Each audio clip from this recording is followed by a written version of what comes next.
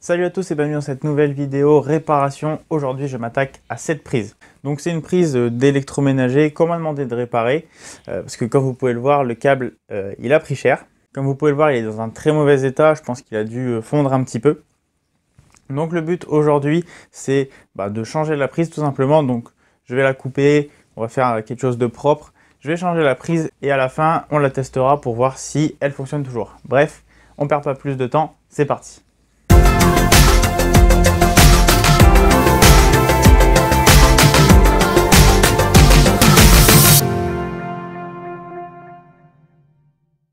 Donc pour commencer, je vais retirer la vieille prise. Donc comme vous pouvez le voir, le câble n'est pas très long, donc je vais essayer de perdre le moins de câbles possible. Donc je vais démarrer, je vais couper, donc je vais quand même en retirer un petit peu parce que le câble a l'air d'être très abîmé. On va vraiment couper tout ça. Et donc déjà le câble à l'intérieur a l'air d'être dans un meilleur état. Donc pour dénuder la grosse gaine autour, je vais pas utiliser ma pince à dénuder parce qu'elle sera un peu trop petite. Je vais du coup utiliser un cutter.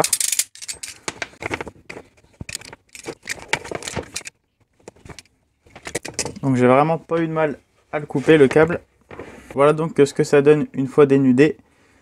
Enfin, j'ai retiré la gaine. Là je vais pouvoir dénuder donc, les trois câbles qui sont à l'intérieur.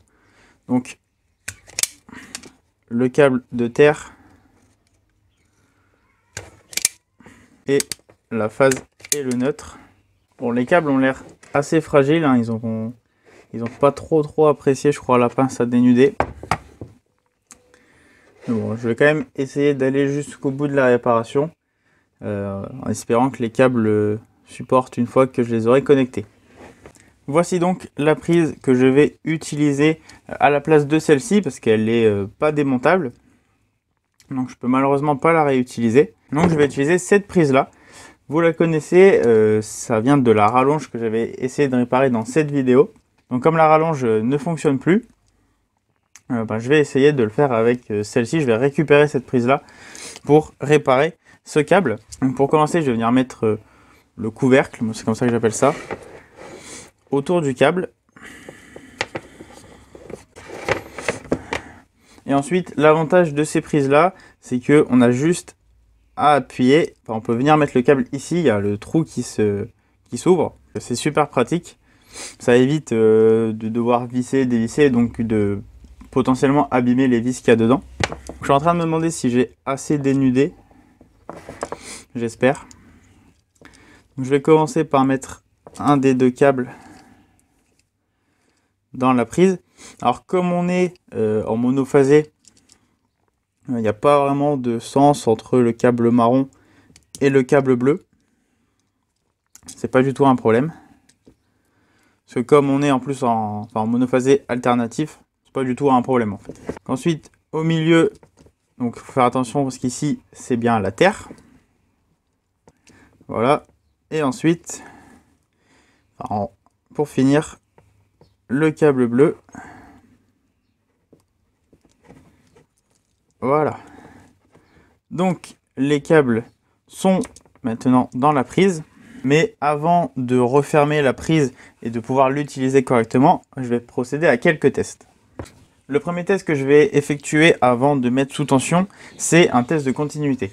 J'en avais pas fait dans la vidéo sur la rallonge et c'était une erreur parce que j'aurais dû le faire.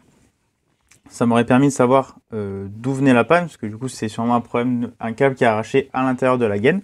Là du coup ça va me permettre de savoir si les câbles là sont bien connectés déjà et s'il n'y a pas un autre problème dans la prise. Donc j'ai pris mon multimètre, je suis en mode testeur de continuité.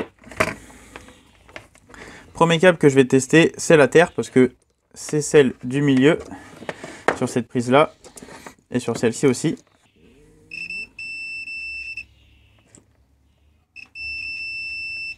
Donc ça bip, ça veut dire que le câble de terre n'a pas de problème et que j'ai réussi à bien le connecter. Pour ce qui est des phases, je sais que le câble bleu je l'ai mis là et que le câble marron je l'ai mis là, mais de ce côté là je sais pas du tout. Donc là ça va être une chance sur deux, quoi.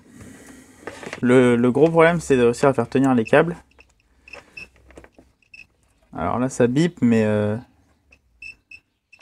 c'est pas trop ça. Je vais essayer l'autre câble, voir si c'est pas juste un problème avec la prise.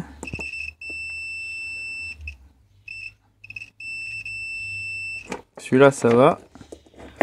Je vais réessayer l'autre.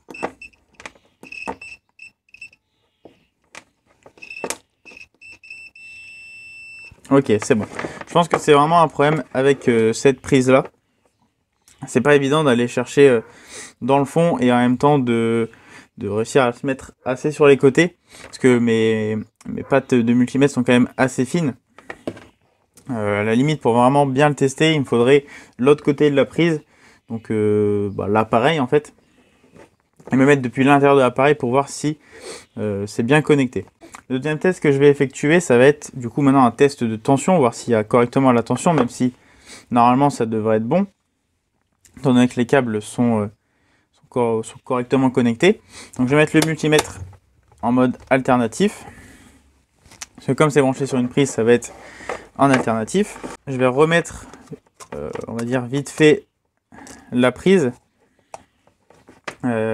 Techniquement, il faudrait visser. Ici, il y a une vis qui est juste là, qui vient dedans, mais que je mettrai une fois que le test sera fait pour être sûr.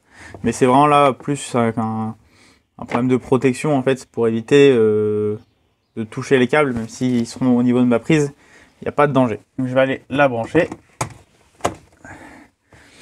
Elle est branchée. Je vais venir prendre mes deux fils. Donc comme je vous l'ai dit, on est en alternatif. Donc peu importe que je mette le câble rouge ou le câble noir à droite ou à gauche, j'aurai la même chose. Et j'ai bien 237 volts. Donc comme il n'y a rien derrière, forcément il n'y a pas vraiment de chute de tension. Mais du coup, c'est que la prise est correcte. Je vais pouvoir la refixer et la rendre parce que la prise est maintenant réparée. Donc voilà, la vidéo est terminée. J'espère qu'elle vous aura été utile. Personnellement, j'avais de la chance. Le câble s'était coupé, on va dire, au bon endroit, assez proche de la prise, pas en plein milieu. Donc ça, c'est déjà un bon point. Mais je trouve ça quand même plus intéressant de réparer la prise. Comme là, elle n'avait pas besoin de grand chose en fait. Et j'ai pas perdu beaucoup de câbles, plutôt que de l'acheter juste parce qu'elle fonctionne plus. Donc voilà, j'espère que ça vous aura aidé à le refaire chez vous. J'espère aussi que la vidéo vous aura plu. Si c'est le cas, n'hésitez pas à la liker, à la partager. Vous pouvez évidemment vous abonner à la chaîne et nous on se dit à bientôt pour une nouvelle vidéo. Salut!